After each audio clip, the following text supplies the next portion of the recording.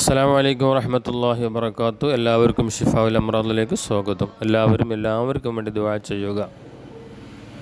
അള്ളാഹു നമ്മുടെ ഹലാലായ ഉദ്ദേശങ്ങളൊക്കെ പൂർത്തിയാക്കി തരട്ടെ, രോഗങ്ങൾക്കൊക്കെ ഷിഫ നൽകട്ടെ. പ്രിയമുള്ളവരെ, പല ആളുകളും ചോദിക്കുന്ന ഒരു കാര്യമാണ്, കൂടുതലും സഹോദരിമാരിൽ നിന്നാണ് ചോദ്യം വരുന്നത്. എൻ്റെ ഭർത്താവ് എന്നെ സ്നേഹിക്കുന്നില്ല, എന്നെ ശ്രദ്ധിക്കുന്നില്ല, എനിക്ക് വേണ്ട കാര്യങ്ങൾ ചെയ്തു തരുന്നില്ല. ചില ആളുകൾ എന്നോടൊന്ന് മുണ്ടാൻ പോലും മടിയാണ്. വിദേശത്ത് പോയാൽ എനിക്കൊരു ഫോൺ ചെയ്യാൻ മടിയാണ്. അങ്ങോട്ട് വിളിച്ചാൽ തന്നെ എടുക്കൂല. 10 പ്രാവശ്യം വിളിച്ചാൽ 1 പ്രാവശ്യം എടുക്കുള്ളൂ. എടുത്താൽ തന്നെ സംസാരിക്കാൻ മടിയാണ്. എനിക്ക് ചിലവിന് പൈസ തരില്ല. വിളിച്ചാൽ വെറുപ്പിക്കുകയും ദേഷ്യപ്പെടുകയും ചെയ്യുകയാണ്. ഇങ്ങനെ പറയുന്ന സഹോദരിമാരുണ്ട്. അതുപോലെ പല പ്രശ്നങ്ങളും പറഞ്ഞ് ഭാര്യയെയും ഭർത്താവിനെയും ബുദ്ധിമുട്ടിക്കുന്ന പല ആളുകളും ഉണ്ട്. ഇതിൻ്റെ നേരെ ഓപ്പോസിറ്റ് ഭർത്താക്കന്മാരും പറയാറുണ്ട്, എൻ്റെ ഭാര്യ എന്നെ സ്നേഹിക്കുന്നില്ല, എന്നെ നോക്കുന്നില്ല, എന്നോട് വെറുപ്പാണ്, ഞാൻ പണി മതിയാക്കി വീട്ടിൽ വന്നാൽ എനിക്കൊരു ഗ്ലാസ് വെള്ളം തരില്ല, എന്നെ ഒന്ന് മൈൻഡ് ചെയ്യില്ല, എന്താണ് ഭക്ഷണം കഴിച്ചോ സുഖമാണോ ചോദിക്കാറില്ല. നേരെ തിരിച്ച് ഭർത്താക്കന്മാർ ഭാര്യമാരോടും അങ്ങനെയാണ്, നീ ഭക്ഷണം കഴിച്ചോ, നിനക്കെന്താ വേണ്ടത്, നിൻ്റെ പ്രശ്നം എന്താണ്, എന്തെങ്കിലും അസുഖങ്ങളുണ്ടോ, എന്തെങ്കിലും വേണോ, ഇങ്ങനെ ചോദിക്കുന്നില്ല. ചുരുക്കി പറഞ്ഞാൽ ഒരു ഭാര്യ ഭർത്താക്കന്മാർ സ്നേഹിക്കുന്നത് പോലെയുള്ളൊരു സ്നേഹം 2 പേർക്കും ഇല്ല. അതിന് 2 പേരുടെ അടുത്തും കാരണങ്ങളുണ്ടാകും. ഒരു കാരണവുമില്ലാതെ ഒരു ഭർത്താവും അല്ലെങ്കിൽ ഒരു ഭാര്യയും പിണങ്ങുകയോ മൈൻഡ് ചെയ്യാതിരിക്കുകയോ മിണ്ടാതിരിക്കുകയോ ഒന്നും ചെയ്യില്ല. എന്തെങ്കിലും കാരണം, ഭർത്താവിൻ്റെ അടുത്ത് എന്തെങ്കിലും കാരണങ്ങളുണ്ടാവും. ഭാര്യ കാണാൻ പറ്റാത്തതും കേൾക്കാൻ പറ്റാത്തതും കണ്ടിട്ടും അറിഞ്ഞിട്ടും ഉണ്ടാകും. അതുകൊണ്ട് ഭാര്യയ്ക്ക് പിണക്കവും ദേഷ്യവും വെറുപ്പൊക്കെ ഉണ്ടാവും. നേരെ തിരിച്ച് ഭാര്യയുടെ അടുത്തു നിന്നും ഭർത്താവിന് കാണാൻ പറ്റാത്തതും കേൾക്കാൻ പറ്റാത്തതും അറിയാൻ പറ്റാത്തതും ഭർത്താവും കേട്ടിട്ടുണ്ടാവും, കണ്ടിട്ടുണ്ടാവും, അറിഞ്ഞിട്ടുണ്ടാകും. അതുകൊണ്ട് അയാൾക്കും നമ്മളോട്, ഭാര്യയോട് വെറുപ്പും ദേഷ്യവും അകൽച്ചയും ഒക്കെ ഉണ്ടാകും. അതിന് കാരണക്കാരാണ് നമ്മൾ തന്നെ. അപ്പോൾ അതിന് കാരണം എന്താണ് ഇങ്ങനെ വരാൻ, അത് ചിന്തിച്ചുകൊണ്ട് അതിൽ നിന്ന് പിന്മാറി സ്നേഹത്തോടെ ജീവിക്കലാണ് അതിൻ്റെ ഒരു വഴിമാർഗം.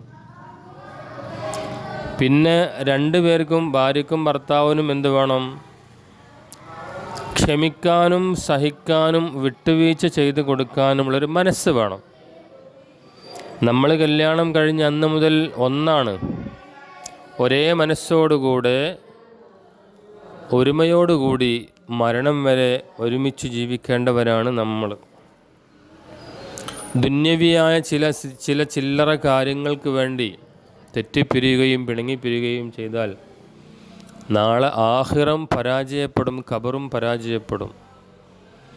അവിടെയൊക്കെ നമുക്ക് രക്ഷ കിട്ടും. എന്തുകൊണ്ട്?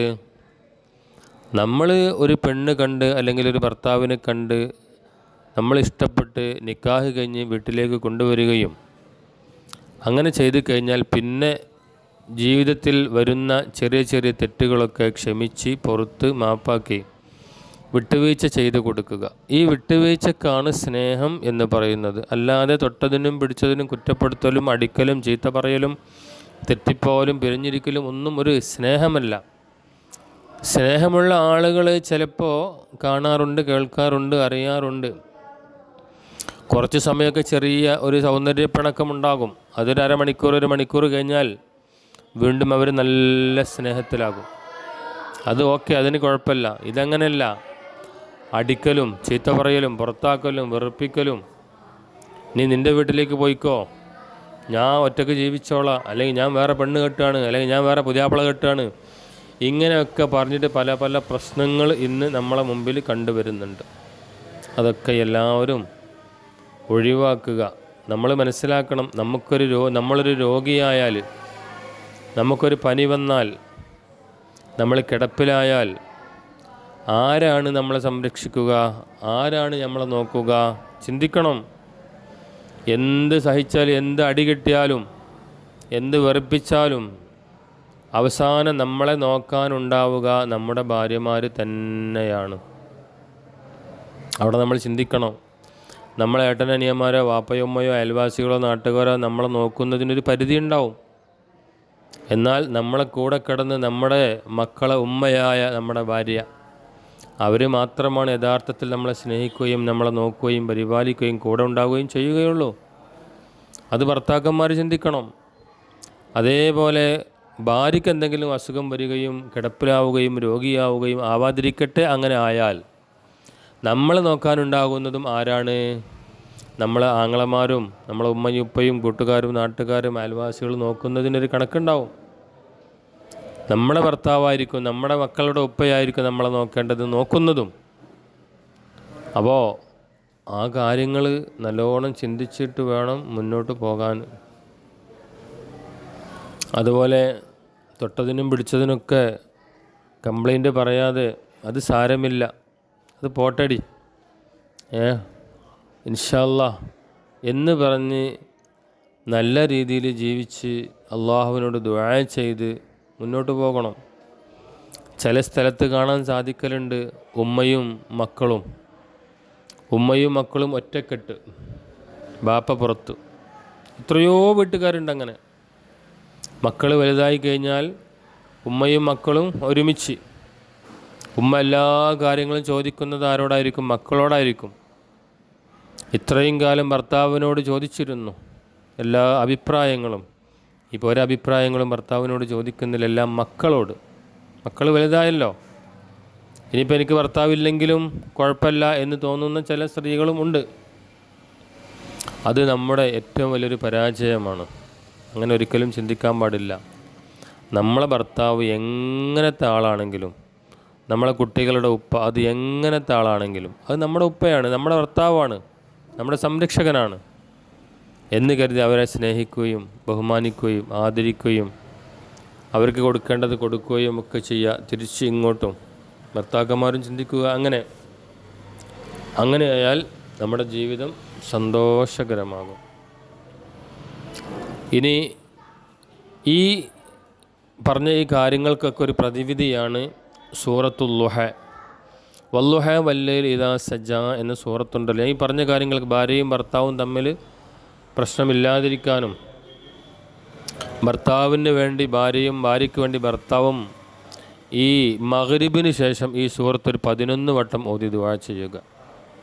മഗ്രിബ് നിസ്കാരത്തിന് ശേഷം ഭാര്യയും ഭർത്താവും രണ്ടുപേരുടെ പ്രശ്നങ്ങൾ ഇല്ലാതിരിക്കാനും, രണ്ടുപേരും തമ്മിൽ കട്ട സ്നേഹത്തിലാവാനും, നമ്മുടെ സാമ്പത്തിക പ്രശ്നങ്ങൾക്കും ശത്രു പ്രശ്നങ്ങൾക്കും നമുക്ക് എന്തെങ്കിലും ഷർറുകളുണ്ടെങ്കിൽ, ആരുടെയെങ്കിലും ശത്രുത ഉണ്ടെങ്കിൽ എല്ലാത്തിനും ഈ വല്ലുഹ വല്ലൈലി ഇദാ സജ എന്ന സൂറത്ത് മഗ്രിബ് നിസ്കാരത്തിന് ശേഷം 11 വട്ടം ഓതി ദുആ ചെയ്യുക.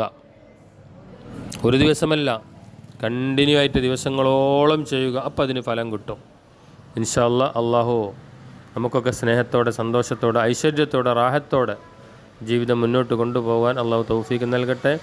ആരോഗ്യവും ആഫിയത്തും ദീർഘായുസ്സും അള്ളാഹു നമുക്കെല്ലാവർക്കും നൽകട്ടെ. അസ്സലാമു അലൈക്കും വറഹ്മത്തുള്ളാഹി.